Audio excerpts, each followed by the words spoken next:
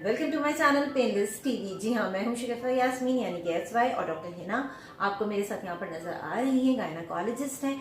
आज का जो हमारा शो है वो होगा सवाल जवाब के हवाले से। जी आपके बहुत सारे सवालात जो हैं वो मैंने जमा करके रखे हुए हैं, तो आज हमने कहा कि क्यों ना एक शो ऐसा किया जाए, एक वीलॉग ऐसा बनाया जाए जिसमें आप लोगों के सवालात के जवाबात जो हैं वो आप तक पहुंचा दिए जाएं।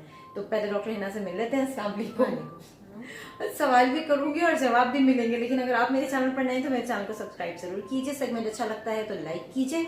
और साथ साथ यहाँ पर ये भी बता दूं कि ये सेगमेंट हमारा है docty.com का, और आप अगर नए हैं बिल्कुल या आपने कोई शो मिस किया है तो आप प्लेलिस्ट पे जाइएगा, वहां पर docty.com का फोल्डर मौजूद है। तो डॉक्टर हिना के तमाम शोज उस फोल्डर में हैं, तो आप जाके देख सकते हैं। अच्छा, सवालात का जो सिलसिला है वो शुरू करते हैं, यहीं से प्रोग्राम को आगे बढ़ाते हैं। जो सवालात थे वो मैं अपने सामने भी रख लूँ और देखती जाऊँ और साथ साथ मैं करती जाऊँ। डॉक्टर हिना, पहला सवाल जो है ना वो तो यही है जो कि प्रेगनेंसी के हवाले से है कि भाई मुझे कितना वेट, खातून ने पूछा है कि मुझे कितना वेट गेन करना चाहिए प्रेगनेंसी में। तो क्या ये जब ये सवाल मैंने पढ़ा तो मुझे ये बात समझ में आई कि हर स्टेज पे तो वेट अलग अलग होगा ना। यहाँ मैं स्टार्ट करूँगी अपने प्री प्रेगनेंसी काउंसलिंग से। प्री प्रेगनेंसी काउंसलिंग जैसे कि हम उसके ऊपर पूरा डिटेल में प्रोग्राम कर चुके हैं कि हर औरत को प्रेग्नेंट होने से पहले एक दफ़ा अपनी डॉक्टर से रिव्यू ज़रूर करना चाहिए, कंसल्ट ज़रूर करना चाहिए, और एक ओवरऑल अपनी हेल्थ के बारे में और अपनी कंडीशन जो भी है उनकी, वेट, हाइट, हर चीज़, अगर कोई प्रॉब्लम है तो उसको डिस्कस करना चाहिए। कोई मेडिसिन लेती हैं तो उसको एडजस्ट करवाना चाहिए। और हर खातून का वेट और हाइट अलग अलग होता है। ठीक है। कुछ होती हैं जो बहुत थिन होती हैं, स्लिम होती हैं, जो कि कुछ होती हैं जो कि बिल्कुल बैलेंस्ड वेट होता है। हमने BMI डिस्कस किया था कि अगर कुछ होती हैं जो अंडर, मतलब जिनका BMI 19 से कम होता है उसको हम लो वेट कहते हैं, और जिनका BMI 29 से अबव होता है उनको हम ओबेसिटी के उसमें आ जाती हैं। वो मतलब कि ओबेसिटी के फिर अलग ग्रेड्स हैं, लेकिन ये कि वो एक तरह से ओवरवेट उसमें आ जाती है। अच्छा, तो सबसे पहले तो अगर वो पहले से ओवरवेट हैं तो उनको प्रेग्नेंट होने से पहले BMI अपना करेक्ट करना चाहिए। वैसे तो ओवरवेट खवातीन होती हैं, उनको वैसे ही प्रेग्नेंट होने में थोड़ी सी इश्यूज हो रहे होते हैं क्योंकि उनके हार्मोन्स डिस्टर्ब होते हैं, और उनको पहले अपने हार्मोन्स सही करने चाहिए, अपना वेट सही करना चाहिए। और कुछ खवातीन बहुत ज़्यादा वेट के साथ प्रेग्नेंट हो भी जाती हैं। ज़रूरी नहीं है कि हर पेशेंट इसी तरह से हो, और जो वेट बहुत ज़्यादा वेट के साथ हो जाती हैं उनको प्रेगनेंसी में कॉम्प्लिकेशन के चांसेस बढ़ जाते हैं, उनके बच्चे के मिसकैरेजेस के चांसेस बढ़ जाते हैं, उनको कोई ना कोई ऐसी बीमारी जो कि पहले से ना हो वो होने के चांसेस हो जाते हैं, जैसे डायबिटीज़ है, हाइपरटेंशन है। उसकी वजह से उनकी डिलीवरी जो होती है वो कॉम्प्लिकेटेड हो सकती है, उसमें कॉम्प्लिकेशंस आ सकती हैं।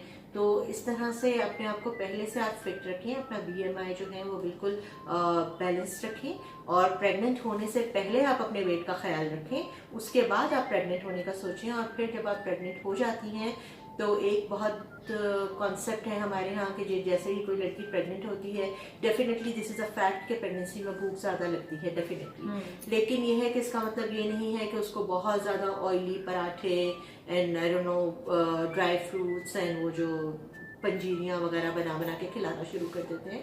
तो थोड़ा बहुत तो चलो खा सकती हैं, लेकिन ये कि बहुत ज़्यादा अगर वो खाएंगी तो उससे बहुत ज़्यादा वेट गेन होता है, विच इज़ नॉट राइट। ठीक है। Too much weight is not healthy for your baby and not healthy for you. उसमें कॉम्प्लिकेशंस के चांसेस हमेशा रहते हैं। तो आप अपने वेट को बहुत मेंटेन रखें, और through out pregnancy 12 to 15 kg से ज़्यादा आपका वेट गेन नहीं होना चाहिए। अच्छा, 9 मंथ्स में 12 से 15 kg से ज़्यादा आपका वेट नहीं बढ़ना चाहिए। ठीक है। अब नेक्स्ट क्वेश्चन ये है कि ये हाजरा हैं, इनकी नई नई शादी हुई है, और जब जाहिर सी बात है नई नई शादी होती है तो फिर इंसान ये होता है कि जी घर वालों को भी बड़ी जल्दी हुई भी होती है कि जी प्रेग्नेंट है कि नहीं है। तो वो आपसे ये जानना चाह रही हैं कि मुझे कितने वीक्स के बाद ये कंफर्म होगा कि मैं प्रेग्नेंट हूँ। अच्छा, जो अगर फर्स्ट प्रेगनेंसी होती है तो उसमें ये होता है कि आपको जब आपका फर्स्ट पीरियड मिस होता है शादी के बाद, तो एक लड़की के जहन में यही ख्याल आता है कि हो सकता है वो प्रेग्नेंट हो। लेकिन ये कि उसके लिए सबसे पहले मोस्ट इम्पॉर्टेंट थिंग इसके आपकी साइकिल्स जो हैं वो बिल्कुल रेगुलर होनी चाहिए। साइकिल्स रेगुलर होंगी तो आप एक एस्टिमेट कर सकते हैं अपने प्रेगनेंसी के टाइम को। और उसमें ये होता है कि अगर आपका 1 वीक ओवर हो गया है ड्यू डेट से, जिस दिन आपको पीरियड्स आने चाहिए थे नेक्स्ट और नहीं आए हैं, और 1 हफ्ता ऊपर हो गया है या मैक्सिमम 10 डेज ऊपर हो गए हैं, तो आप अपना प्रेगनेंसी टेस्ट करके देख सकती हैं स्ट्रिप से। अगर उसमें नहीं आता, कभी कभार लेट प्रेगनेंसी होती है तो वो स्ट्रिप में नहीं आता और उसके बाद 1 आध हफ्ते और वेट करने के बाद भी आ जाता है। तो मिनिमम टाइम पीरियड यही है, या फिर हम अल्ट्रासाउंड स्कैन करा के उसको कंफर्म कर लेते हैं। तो मिनिमम टाइम यही है कि आप 1 वीक वेट करें ड्यू डेट से। ओवर ड्यू होने के बाद 1 वीक वेट करें और उसके बाद अपना प्रेगनेंसी टेस्ट करें। ठीक है। सोफिया का सवाल ये है कि ये कहती हैं कि जी अगर लोअर पोर्शन पे इचिंग बहुत ज़्यादा होना शुरू हो जाए तो क्या ये कोई अलार्मिंग सिचुएशन है?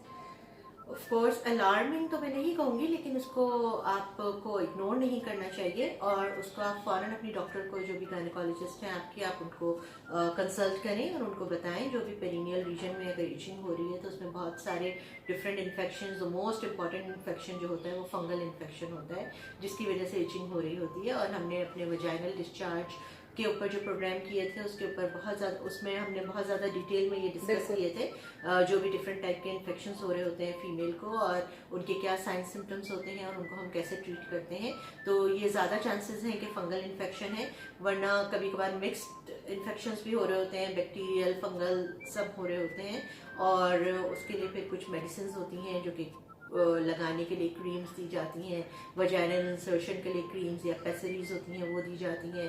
कभी कभार अगर ज़रूरत पड़ती है तो हम ओरली एंटी फंगल एजेंट्स देते हैं, या फिर और कुछ एंटीबायोटिक्स की ज़रूरत होती है या कुछ और सप्लीमेंट्स की ज़रूरत होती है तो वो एडवाइस किया जाता है। तो you should not ignore it, वरना इन्फेक्शन जो है वो फिर आपके जेनाइटल ट्रैक्ट से ऊपर जाके आपके यूट्रस और पूरे के पूरे ट्रैक्ट को अफेक्ट कर सकता है। ठीक है। अच्छा, इसके अलावा अरूबा पूछती हैं, उनका सवाल ये है कि जिस तरह से उनको वजाइनल डिस्चार्ज पीरियड से पहले होता है, जो कि सबको ही थोड़ा बहुत हो रहा होता है, लेकिन वो कहती हैं डेली बेसिस पे अगर ये हो रहा है मुझे, तो क्या मुझे फॉरेन गायनेकोलॉजिस्ट के पास जाना चाहिए? बेहतर है वो चली जाएं, क्योंकि वो डिसाइड नहीं कर सकती कि ये नॉर्मल है या नहीं है। वो एक डॉक्टर ही डिसाइड करेगी उनके लिए। जब वो अपने डॉक्टर को दिखाएंगी और डॉक्टर जो है वो उनको एग्जामिन करेंगी और उनका डिस्चार्ज देखेंगी और उसका अमाउंट क्या है, कलर क्या है, स्मेल क्या है, ये सब चीज़ें जो है वो डॉक्टर बता सकती है कि ये एक फिजियोलॉजिकल डिस्चार्ज है या पैथोलॉजिकल डिस्चार्ज है। कभी कभार हार्मोनल इम्बैलेंसेस में भी बहुत ज़्यादा डिस्चार्ज हो रहा होता है जो कि इन्फेक्टिव नहीं होता, उसके लिए हमें कोई बहुत ज़्यादा मेडिसिन की ज़रूरत नहीं होती, लेकिन कुछ सप्लीमेंट्स या कुछ ऐसे डाइटरी चेंजेस हमें करने पड़ते हैं जिसकी वजह से वो कंट्रोल हो जाता है। तो she can not decide on her own, उनको डॉक्टर के पास जाना चाहिए और डॉक्टर से डिस्कस करना चाहिए। अच्छा, तानिया का सवाल ये है, वो ये कहती हैं कि क्या पीरियड्स हो रहे हो तो क्या प्रेगनेंसी होती है? पीरियड्स के मतलब अगर पीरियड्स के दौरान तो प्रेगनेंसी नहीं हो सकती। नहीं, अगर वो समझ रही है कि जो मैं इनके सवाल से समझी कि प्रेगनेंसी के कुछ सिम्टम्स आ रहे हैं लेकिन उसके साथ साथ पीरियड्स की डेट नहीं है और पीरियड्स हो रहे हैं, या प्रेगनेंसी में क्या आजकल ये होता है कहना चाह रही है कि ब्लीडिंग हो रही हो? एक खातून जो प्रेग्नेंट हो गई हैं, हाँ। लेकिन उन्हें अभी ये नहीं पता कि वो प्रेग्नेंट है है और उन्हें ब्लीडिंग हो रही है। हाँ। अब वो ये डिसाइड नहीं कर पा रही कि ये पीरियड्स हैं हाँ। या ये कोई प्रेगनेंसी से रिलेटेड ब्लीडिंग है। यस। तो उसमें ये होता है कि पीरियड्स तो हर इंसान को अपने पता होते हैं कि किसी को 7 डेज आते हैं, किसी को 3 डेज आते हैं, किसी को 4 डेज आते हैं, तो सबको अपनी साइकिल के बारे में पता होता है। एनीथिंग अदर देन दैट, उससे हटके अगर किसी और तरीके से ब्लीडिंग हो रही है तो it's better to go to your doctor और उससे आप जाके डिस्कस करें। कभी कभार ये होता है कि जब इम्प्लांटेशन होती है, एग जब फर्टिलाइज हो जाता है ट्यूब के अंदर और फिर वो जाके यूट्रस में इम्प्लांट होता है, तो उसमें as a result of implantation थोड़ी सी ब्लीडिंग होती है जो कि कभी कभार 1 या 2 दिन से ज़्यादा नहीं रहती और वो बहुत कम थोड़ी सी ब्लीडिंग होती है, उसमें कोई बहुत ज़्यादा हैवी ब्लीडिंग नहीं होती। और इसी तरह से हमने फिर डिस्कस किया था कि अगर कुछ कंडीशंस में पेन भी है और हैवी ब्लीडिंग भी हो रही है and you already know you are pregnant, तो that is an alarming sign. तो फिर वो हो सकता है कि मिसकैरेज की तरफ जा रहा हो। तो in any case I think जहाँ भी आपको कन्फ्यूजन है कि पीरियड्स है या नहीं है, आई थिंक आप घर बैठ के इंतज़ार नहीं करें, you immediately rush to your doctor. ठीक है। अच्छा, हानिया का मैसेज है, वो ये पूछ रही हैं कि अगर बर्थ कंट्रोल पिल्स लिए जाएं तो क्या वेट गेन हो जाता है इससे? जी, बर्थ कंट्रोल पिल्स लेने से वेट गेन हो सकता है बहुत ज़्यादा, लेकिन हर किसी में नहीं होता। कुछ लोगों में बहुत ज़्यादा, हर बॉडी एक अलग तरीके से रिएक्ट करती है। कुछ लोगों में बहुत ज़्यादा वेट गेन हो जाता है, कुछ लोगों में बिल्कुल वेट गेन नहीं होता, कुछ लोगों में थोड़ा बहुत वेट गेन होता है। तो it varies with different people. Weight gain हो सकता है बर्थ कंट्रोल पिल्स से। ठीक है। अच्छा, उसके अलावा साइमा है, वो ये पूछ रही हैं कि होता ये है कि समटाइम्स जैसा पीरियड्स हो रहे हैं तो उनको होता ये है कि 7 दिन होते हैं और कभी कभी कहती हैं 1-2 महीने गुजरने के बाद 15 दिन भी हो जाते हैं। तो ये कोई मसला है या ये जी, नॉर्मल है? नहीं, नॉर्मल नहीं है। नॉर्मल पीरियड्स की ड्यूरेशन जो है वो मिनिमम 3 दिन है और मैक्सिमम 10 डेज है। कोई भी पीरियड अगर 3 दिन से कम होता है, मतलब कि एक दिन ब्लीडिंग होकर रुक गया और फिर 3-4 दिन ब्लीडिंग नहीं हुई, तो दैट इज ऑल्सो एबनॉर्मल। और कोई पीरियड जो कि 10 दिन से कंटिन्यूसली ज़्यादा चल रहा है, that is also abnormal. Any bleeding less than 3 days, any bleeding more than 10 days is not normal. तो अगर 10 दिन से ज़्यादा हो रहा है, उनको ब्लीडिंग हो रही है, तो फिर उनको फ़ौरन डॉक्टर के पास जाना चाहिए और डॉक्टर को जो भी नेसेसरी उनकी इन्वेस्टिगेशन है वो करवाएंगी वो, और उसके बेसिस पे डायग्नोसिस करके उनको ट्रीटमेंट दी जाएगी। अच्छा, हादिया का सवाल ये है, वो ये कहती हैं कि जिस तरह से अब अगर प्रेगनेंसी टेस्ट हम करते हैं तो डॉक्टर कहते हैं कि जी आप ब्लड टेस्ट करवा लें, और ब्लड टेस्ट जो होता है वो सबसे ऑथेंटिक होता है और वो जो है वो 1-2 दिन के अंदर की भी रिपोर्ट आ जाती है कि आया कि प्रेगनेंसी है कि नहीं। वो जानना ये चाह रही हैं कि क्या स्ट्रिप यूज़ करने से बेहतर है कि हम ब्लड टेस्ट करवाएं पहले जाके? वेल, अगर आपको बहुत ज़्यादा वो है, जल्दी है और आप मालूम करना चाहते हैं, जैसे कुछ केसेस होते हैं जिसमें हम प्रेगनेंट होने के लिए ट्रीटमेंट दी जाती है, वहाँ पे थोड़ी ईगरनेस ज़्यादा होती है, लोगों को जल्दी होती है, उनको मालूम करना होता है, तो yes of course blood test जो होता है वो ज़्यादा रिलायबल होता है, उसकी सेंसिटिविटी ज़्यादा अच्छी है, स्पेसिफिसिटी उसकी ज़्यादा अच्छी है। तो अगर आप सीरम बीटा एचसीजी उसका नाम होता है, वो अगर टेस्ट करवा लें तो उससे आपको बिल्कुल एग्जैक्ट पता चल जाता है कि आप, ये भी पता चल जाता है कि कितने दिनों की प्रेगनेंसी है, कितने वीक्स की प्रेगनेंसी है। स्ट्रिप से तो आपको ज़्यादा से ज़्यादा ये पता चलेगा यू आर प्रेग्नेंट और यू आर नॉट प्रेग्नेंट। या यूरिन का आप जो टेस्ट करवाते हैं बीटा एचसीजी, उससे भी आपको ज़्यादा से ज़्यादा यही पता चलता है। लेकिन आपको सीरम बीटा एचसीजी है वो ज़्यादा एक्यूरेट रिजल्ट देता है और ज़्यादा सही ऑथेंटिक रिजल्ट देता है। So that is the most authentic taste अगर आप सही करवाएं। अच्छा, इसके अलावा ये आखिरी क्वेश्चन है अम्मारा का, और वो ये पूछ रही हैं आपसे कि जिस तरह से वो अपनी कंसीव करने के लिए कोशिश कर रही हैं, तो उसमें वो कहती हैं कि मुझे नौजिया फील हुआ, मेरी तबीयत भी अजीब हुई, सिम्टम से मुझे ऐसा लगा कि मैं प्रेग्नेंट हूँ, लेकिन जब टेस्ट आया तो वो नेगेटिव था। तो ये सारी चीज़ें मेरे साथ क्यों हो रही थी?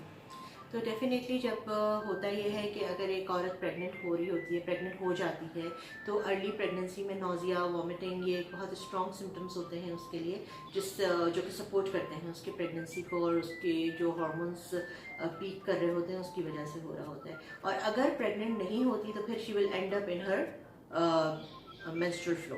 ठीक है, अगर वो प्रेग्नेंट नहीं हुई तो डेफिनेटली उसको पीरियड स्टार्ट हो जाएंगे। और हमने अपना पूरा प्रोग्राम रिकॉर्ड कराया था प्री मेंस्ट्रुअल सिंड्रोम के ऊपर। तो nausea and not vomiting but nausea is a part of pre menstrual syndrome.